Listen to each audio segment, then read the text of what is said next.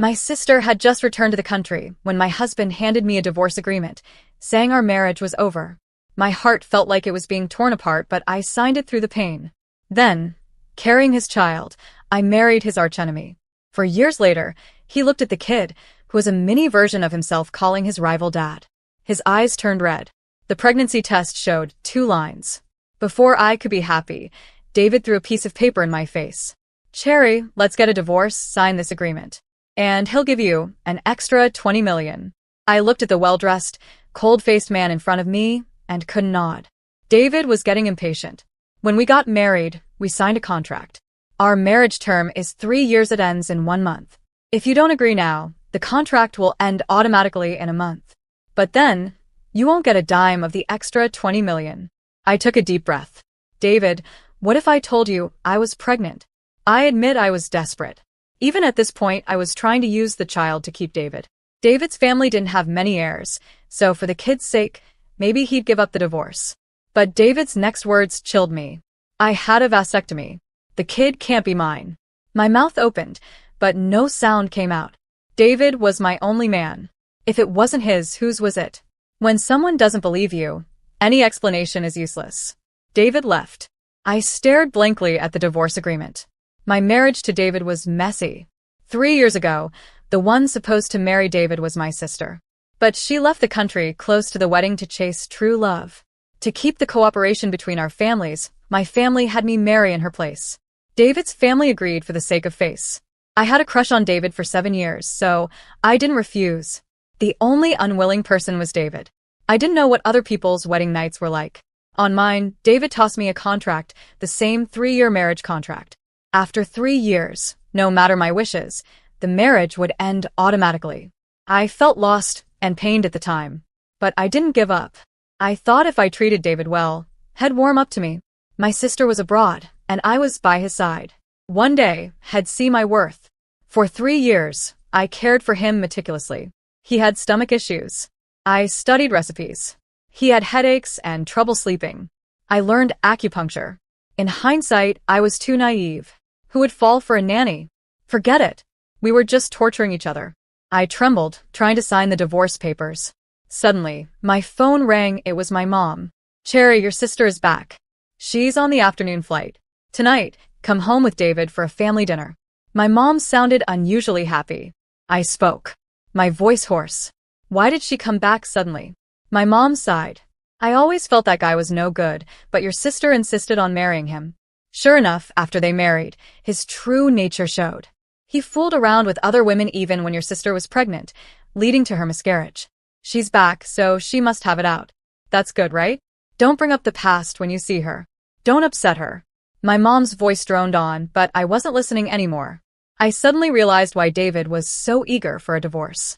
Jane was back. My head spun, flooding with strange thoughts. I felt like I was living in a book. Jane was the main character, and I was the supporting role. I fell for David and married him, but gave up when the heroine returned. Later, Jane couldn't have kids. I gave up my child to them and watched them live as a happy family. I was shocked. Was I losing my mind? In that moment, I realized I no longer loved David. I put down the pen, refusing to sign. Why should I step aside, just because Jane's back, and let them have their happy ending? Before the divorce, I'd make them uncomfortable. I'd be a villainous supporting character. I took a cab to Cherry's house. David and Jane arrived together. Jane looked more worn out compared to 3 years ago. Not as lively, but still, she was the center of attention wherever she went. Dad and Mom surrounded her with concern. It had rained, Jane was dry, but David's sleeve was wet. I could imagine he had sheltered her under the umbrella, letting the rain drench him. With David, he always walked ahead while I followed. People can't compare, right? I pushed down my disappointment and walked to David, worried. "Honey, how did your clothes get wet?" I clung to David's arm affectionately. Jane's gaze shot over, her eyes vacant. David tried to pull away, but I hugged him tight. "Your clothes are wet, you'll catch a cold. You're the backbone of the company. You can't get sick. Let's go upstairs and change." Watching the vein pulse on his forehead, I could see his struggle to maintain his composure, but still preserving his image as a husband. He followed me upstairs. The moment we were in the room, he shoved me away. "Stop clinging to me. You're my husband.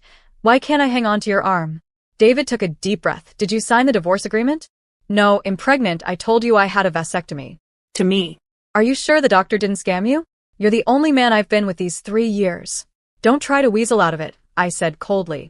David looked at me with a livid face. Cherry, what happened to you?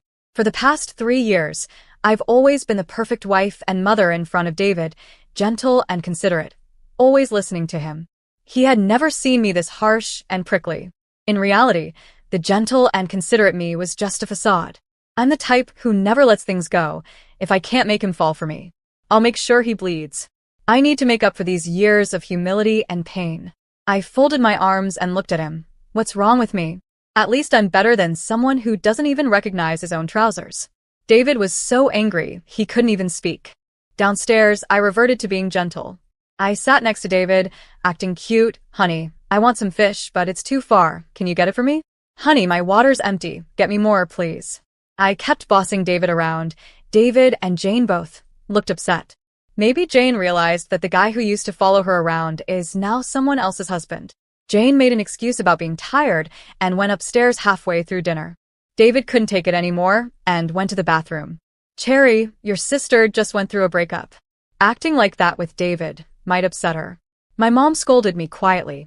I almost laughed. This family has always revolved around Jane. When Jane ran away, they made me marry in her place, never caring about my happiness. Now that Jane's back, she's all they care about. They don't think there's anything wrong with my husband being nice to Jane. Jane is like the main character of this world, and with her around, I'm always just a background character. No one cares about me, no one thinks about me. I should have been used to it by now. I lifted my head, hiding the sadness in my eyes. With a pitiful look, I said, Mom and Dad, I'm pregnant.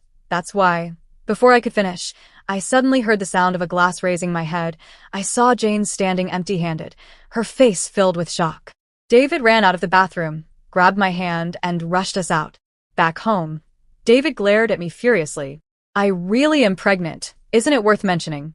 Ignoring David's murderous glare, I went to the bathroom, recalling Jane's shock and David's anger. I suddenly felt a strange satisfaction. Maybe I do have a knack for playing the villainess after all. The next day, I slept in until it was bright outside. It was already 8 o'clock. I walked out of the bedroom and saw David sitting on the sofa, looking furious. David's a really picky guy, even with his coffee. Normally, I prep his breakfast and coffee for him, but now I didn't feel like catering to him. Sleeping and felt great. Hungry, I asked. David didn't answer, but his stomach growled, I'll order some food. David looked at me in disbelief. Before the delivery arrived, David slammed the door and left. I couldn't help but myself a thumbs up. Good thing I didn't order for him. In the afternoon, while getting spa treatment, I got a call from David's assistant, Cherry. The company cafeteria food doesn't suit David's tastes, so he hasn't eaten. Oh right, I always took care of his lunch too. Over the years, I've spoiled him with my cooking. Anything else, he barely touches. Don't worry, when he's starving, he'll eat. In the evening, I suddenly received a message. It was a picture, sent by Jane. The man in the photo with the high-nose bridge and sharp profile was David. She quickly retracted it. Sorry, wrong send. Jane texted. I ignored her. My sister always gets what she wants with a flick of her finger. Now she's using these tactics. I wasn't sad. Rather, quite happy.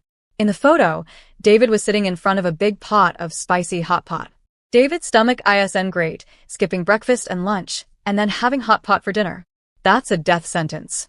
David doesn't eat spicy seafood, but Jane loves it. David accommodating her would definitely come at a cost. I had a wonderful sleep. Sure enough, when I woke up, my phone had dozens of missed calls. The messages were all from David's assistant. Cherry, David's been hospitalized. I slowly got up and made some porridge. After eating breakfast, I took the leftover porridge to the hospital. David was in a VIP room. I had barely reached the door when I saw David sitting on the bed, face pale. He was looking toward the door expectantly. When he saw me, his face turned sour, and he looked away. I walked in. Cherry's here. The assistant quickly took the things from my hands. David was so eager to see you. David seems to have been looking forward, but not for me. This porridge smells so good. David's lucky. David's pale face seemed to get a bit better. I brought the leftovers, didn't want to waste them, so I brought them for David, I said slowly. The assistant was stunned too. David's face turned livid. Get out. I enjoyed watching David's angry face. Knowing he was unhappy, I felt at ease. I turned and left the room. Just then I saw someone at the door. This guy was tall, with a face that rivaled David's. I knew him. David's archenemy, Simon. He's very refined looking, but a real scumbag. Whatever David likes, Simon has to take it. Simon had tried to be Yane's backup for a while. Later, after I married David, Simon tried to hit on me too. Sometimes I even wondered if Simon liked David himself. I stared at him. Eavesdropping, Simon nonchalantly replied. How is it eavesdropping when I'm listening out in the open? Cherry, making that man so mad. Feels good. I looked at him blankly. Stop calling me that. It's disgusting. Get lost, Cherry. Why are you suddenly so hot-headed? But his eyes, filled with an inexplicable tenderness. That's the you I know. What he said was so baffling. I just thought he was being slick and stepped right on Simon's foot, hearing him yelp in pain. I left satisfied. I'm definitely getting a divorce from David. Plus, I want an extra $2 million. I'm dragging this out. Just to discuss David and Jane, but the child in my belly. I hesitated for a few days and finally decided to get rid of it. I made an appointment and went to the hospital for a series of tests. The doctor looked at the report. Cherry, your physical condition. You can't have an abortion. I was shocked. Actually, last night, I dreamt about that book again. In the dream, I was like a reader, flipping through the book. David is the male lead, Jane is the female lead, I'm a side character, and Simon is the villain. Simon's end is miserable. After bankruptcy, he's reduced to picking up trash on the streets. As for the abortion, it was exactly like the plot in the book. The doctor also told me I couldn't have an abortion if I insisted. It could be life-threatening. I was already a bit hesitant anyway. After all, this is my bloodline. With the doctor saying this, I decided to keep the child. However, not going to give the baby to David and Jane like in the book. I'll raise the child on my own. As soon as I walked out of the doctor's office, I saw Simon again. Simon looked at me, then glanced at the obstetric sign. Cherry, you're pregnant. Why didn't you tell me? I could have come with you to the hospital. I'm busy, but I'd always make time for you and the baby, Simon said with deep emotion, his words filled with hidden meanings. I stepped on Simon's foot again, this time grinding my heel, watching his handsome twist in pain. I left satisfied. Joy turned to misfortune. Maybe it was seeing Simon suffer. I got too happy and accidentally fell down the steps. Instinctively, I held my belly. Vaguely, I felt someone rush towards me. Then I was picked up. Doctor, come quickly. It seemed like Simon's voice, but why did he sound so anxious? I fainted shortly after. When I woke up, I saw Simon sitting by my bed. He was on a low stool with his long legs awkwardly placed. Noticing I woke up, Simon narrowed his eyes at me. Awake. Cherry, do you have underdeveloped cerebellum or something? Can't even walk without falling. Simon mocked me mercilessly. I was sure that the Simon who anxiously called for the doctor was just my imagination. Suddenly, Simon's demeanor changed. Cherry, your face looks terrible. Are you hurt? Let me blow on it for you. In that instant, a figure stepped between us. David grabbed Simon's hand. His face was extremely ugly. This is my wife, David said coldly, wanting to crush Simon with his gaze. So Cherry has a husband. I thought she came alone for a checkup, because her hubby was dead, Simon retorted. David pressed his lips together and glared at Simon. Simon wasn't afraid at all. Get lost, David said coldly. David, all you can say is that one word. Are you a broken record? Simon mocked him, pushing David to the brink of explosion before finally leaving. My mood lifted, even though Simon is annoying. He's kind of cute when he angers David. David suddenly glared at me, his face extremely displeased. I touched my face and realized I was smiling. Simon wants everything of mine. He's good to you because you're my wife. Don't flatter yourself, David said coldly. At that moment, a brilliant idea popped into my head to really piss off David. With a troubled expression, I said, what should I do? I think I've fallen for Simon. David, I'll sign the divorce papers when I get back. Sure enough, my words made David's face turn ashen. Back home, I searched for the divorce papers, but couldn't find them. I called David. Where are the divorce papers? There was a pause on the other end before he spoke. I don't know. Having been with David for 3 years, I knew him well. He was lying. He hid the divorce papers. He had forced me to sign them, and now he's hiding them so I can't. Seems like David doesn't care for Jane that much after all. For the sake of his pride, he chose not to divorce for now, but I didn't mind. David won't hold out for long. In the following days, I carried on with life, eating and drinking as I pleased. I also planned my post-divorce life. I'll find a small town, open a little shop, and live a simple life. Suddenly, I got a call from my mom, asking me to come home. When I returned, I saw my mom, dad, and Jane all sitting there, looking serious, as soon as she saw me. My mom came over and grabbed my hand. "Cherry, I know you haven't been happy these years with David. He treats you poorly, like a maid." She looked heartbroken. I suddenly wanted to laugh, so she knew all along. I used to think she just didn't care. Like when Jane got a small bump, they rushed her to the hospital. But I had a fever all night and no one noticed. What's worse, she knew but didn't care. Both daughters, but Jane was her precious treasure. While I was just a burden, Cherry, maybe you should get a divorce. If she's suggesting a divorce, it's definitely not for my sake. She must have other motives. I glanced at Jane. Yeah, David never liked you anyway. Why torture each other? Jane said. I spoke up. David likes you, so. Jane, you mean we get divorced and you marry David? Jane didn't respond, but it was clear that's what she meant. I looked at my mom and dad. They clearly had the same idea. No expectations, no disappointment. I rubbed my belly. If we get divorced, what happens to my child? Cherry, stop pretending. The child isn't David's. David didn't call you out to save your face, so don't push your luck, Jane said bluntly. Looks like Jane couldn't wait. 5 million, I whispered. Jane froze for a moment. What? Give me 5 million. An ill-divorced David, mom and dad spoiled Jane. Everything in Cherry's house was meant for her. 5 million was nothing to her. I had to raise my child alone. The more money, the better. When David finds out he was sold for 5 million, he'd be pissed. Jane gritted her teeth and nodded. Call David over. Then, Jane made a call. David came quickly. David, where's the divorce agreement? I asked. David glared at me. You're in such a hurry to be with Simon. Yeah, I can't wait. Even if I could, the baby can't. Let's get divorced, David. David pressed his lips together, clearly not wanting to divorce. Since Cherry insists on a divorce, just go through with it. Said. David called his secretary.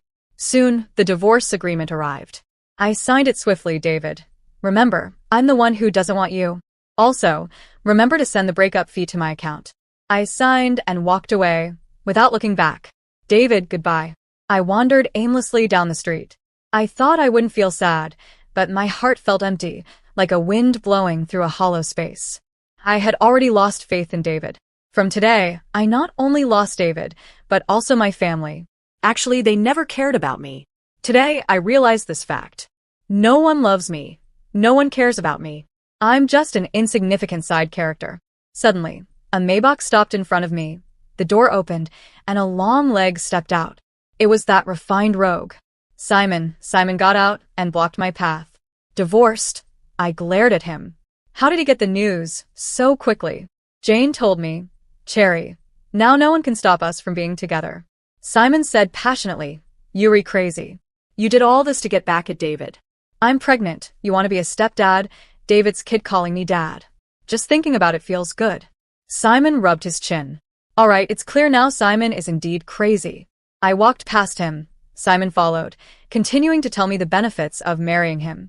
I was speechless, but it did ease my heartache a little. I left the city where I had lived for over 20 years, moved to a small town thousands of miles away, new people, new places, everything was new. I wanted a fresh start. But as soon as I got off the plane, I saw a familiar figure. Simon was standing there, smiling at me. What a coincidence, Cherry. You didn't follow me, did you? He said what I wanted to say. I arrived at the house I had bought online. As I was about to enter, the opposite door opened. Simon's face appeared, looking exaggerated. Cherry, you're living opposite me, still saying you're not stalking me. Just admit you're into me. I entered and slammed the door, making hearing a loud bang. The house was movie and ready. A cleaning service had already tidied up, so I just did a little organizing. Just sat down. When my phone rang, I picked it up and hung up immediately. It was David's number. Wrong number. I blocked it. Soon after, another unfamiliar number called. Cherry, I'm David's friend. David got drunk. Can you come pick him up? Before, when David got drunk from social events, no matter how far, I went to pick him up, but now we were divorced. Call his secretary, I said, and hung up, blocked that number. 2, the blacklist now had 2 people, and it was just the beginning. In the following days, people around David kept calling me saying David was in the hospital with a stomach ache or that David had a cold. Even bizarre things like David crying because he missed me, such nonsense. I had already set him and Jane up, so I suspected they weren't letting me move on. I changed my number and created a new account. Finally, I had some peace. I opened a flower shop downstairs. Welcome. I looked up and rolled my eyes. Simon, dressed in a suit and wearing gold-rimmed glasses, looking very refined. Simon picked a bunch of roses. 99, I told him the price. After he paid, he handed me the flowers. I didn't take them, he put them in the vase on the counter himself. Simon was persistent. He really went out of his way to replace David as a father. Quite fitting for the main villain in the story, and no wonder David made him pick up trash. At first, I confused. Later, I got numb. He could do whatever he wanted. Cherry, your flowers have arrived. I heard the shout and rushed out to get them.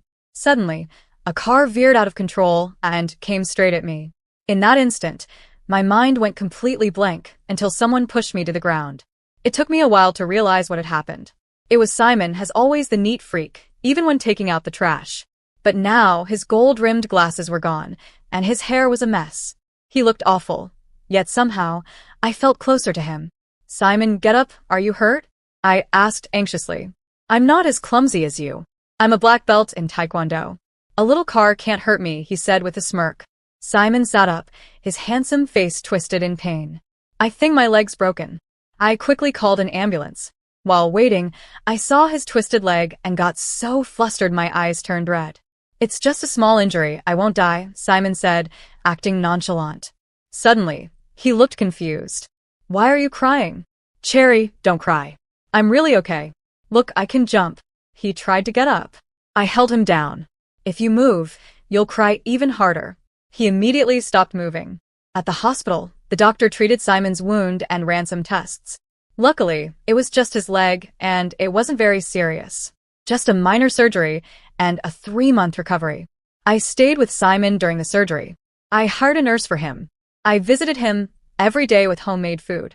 Same guy who wanted to jump earlier now laid in bed like a sick, fragile beauty. Cherry, I want some water. Cherry, my hand hurts. Feed me. Cherry, my shoulders are sore. Massage them. I tried to ignore him, his handsome face wrinkled in pain. My leg hurts. And for whom did I get hurt? I sat by his bed and massaged his shoulders. That's when David walked in. He knocked hard on the door of the room. I looked up and saw his face, dark with anger. He looked much more weathered and tired than the last time I saw him. David didn't say a word, just grabbed me and pulled me outside. David, take your filthy hands off my girlfriend. Simon shouted. Let go, or I'll fight you. Simon struggled to get out of bed. Stay in bed. If you get up, no dinner for you. I warned. I'll talk to David for a bit. He'll be right back. Simon obediently laid back down. David's face darkened even more. He took a deep breath to control his anger. We stepped outside. I looked at him. Did you come to give me an invite to your wedding with Jane? I'm not interested in attending an ex's wedding. I didn't marry Jane, David said, his voice hoarse. Then what do you want? David didn't respond. I got impatient and turned to go back in. Cherry, let's get back together, David finally said. I've been thinking about you all this time. I dream about you. I realize now I love you.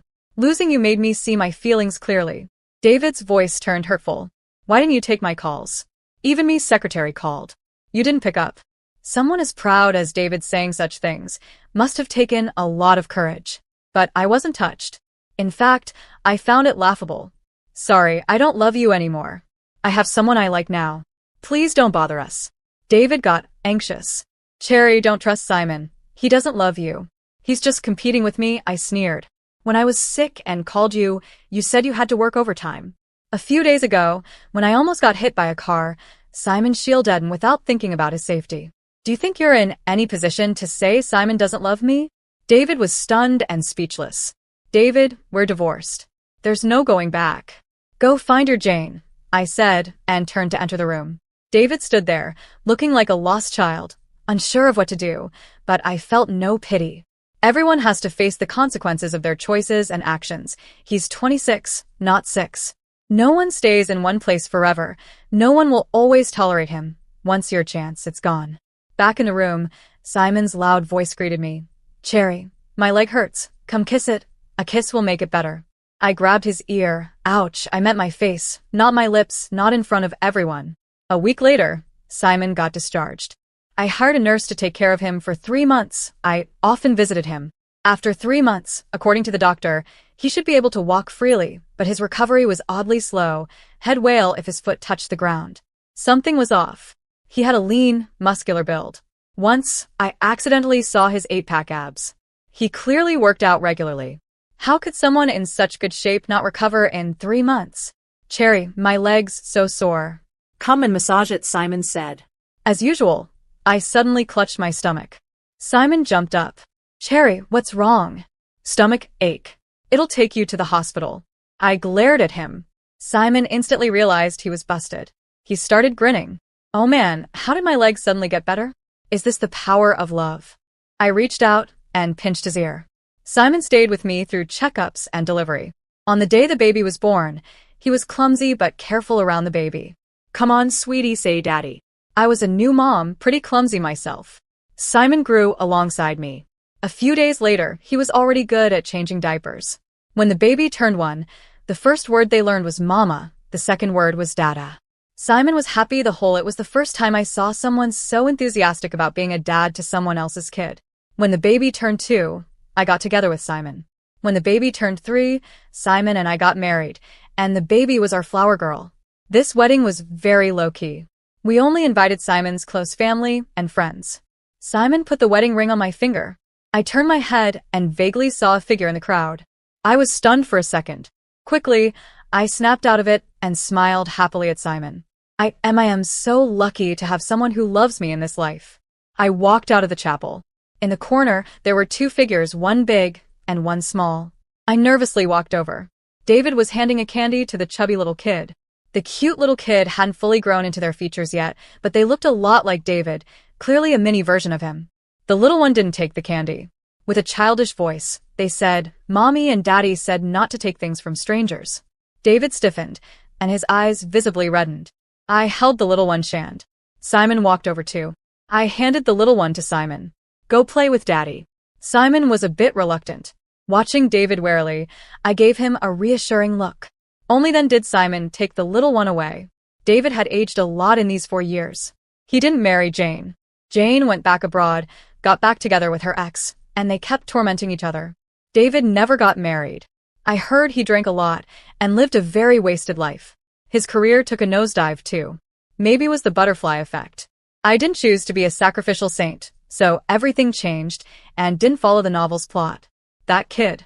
David's voice was a bit rushed. It doesn't matter anymore. David, don't show up in front of me again, otherwise, you'll never find me. After I said that, I turned and walked away. The man behind me let out a sob. I didn't look back. I took one step at a time towards my love. I thought about the first time I met Simon. It was not long after my new marriage with David. He stopped me. Miss, didn't we know each other in a past life? Those memories, which I once found absurd and buried deep, turned sweet as I stayed with Simon. I often teased him about it, calling him cheesy. Simon would always grab me and kiss me until I was out of breath. Cherry, actually, we did meet in a past life. You forgot, but it's okay. I remember it. Simon's epilogue. My name is Simon. I had a childhood sweetheart named Cherry. We grew up together, same kindergarten, same elementary, same high school. When we got to college, she enrolled in a school in the South. She had excellent grades. No matter how hard I tried, I could only get into a school in the same city as hers. 2 schools, one in the South, one in the North. I often took a few hours bus ride to see her. As long as I could see her, those hours didn't matter. In junior year, I saw her less because I started a business to make money. I wanted to propose after graduation so we could have a small home in that city. I got lucky. A big company took interest in my project. By graduation, I had saved enough to buy a house. When I brought the engagement ring to propose to her, I watched as a big truck hit her. My world turned red. Even watching them cover her with a white sheet, I couldn't believe she was gone. I searched for her everywhere. Friends said I was crazy. I knew I wasn't. I was certain my girl was out there, waiting for me somewhere. I searched every city. Then one day, I couldn't go any further. I lay down in the woods, letting the leaves fall on my face, my vision blurred, vaguely. The bright sunlight seemed to form a familiar figure. My girl reached out to me. She came to get me. I smiled. When I woke up, I was in a luxurious bed. I was me and yet not me, in Simon, worn to one of the city's 2 major families. I had an archenemy named David. My life goal seemed to be to make David's life difficult. If David was upset, I was happy. I always felt like I had forgotten something important. Until one day, I saw a girl staring softly at David. She felt inexplicably familiar. My legs moved on their own. "Miss, didn't we know each other in a past life?" The girl glared at me and ran away.